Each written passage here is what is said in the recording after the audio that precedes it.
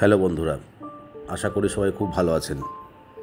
তো আজকে আমি বিশ্বকবি রবীন্দ্রনাথ ঠাকুরের একটা পোর্ট্রেট ব্ল্যাক পেপারের উপর হোয়াইট পেন্সিল দিয়ে আঁকার চেষ্টা করেছি।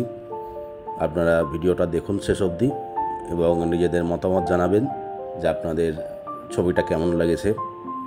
যদি ভালো লেগে থাকে তাহলে অবশ্যই একটা লাইক দিবেন।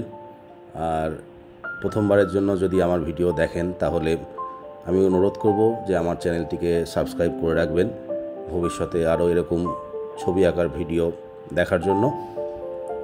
ছবিটি আঁকার জন্য যে ব্ল্যাক পেপার এবং হোয়াইট চারকোল পেন্সিল আমি ইউজ করেছি তার লিঙ্ক আমি দিলাম। কেউ যদি মনে করেন যে ম্যাটেরিয়ালসগুলো কিনবো তাহলে আমার লিঙ্ক থেকে কিনবেন।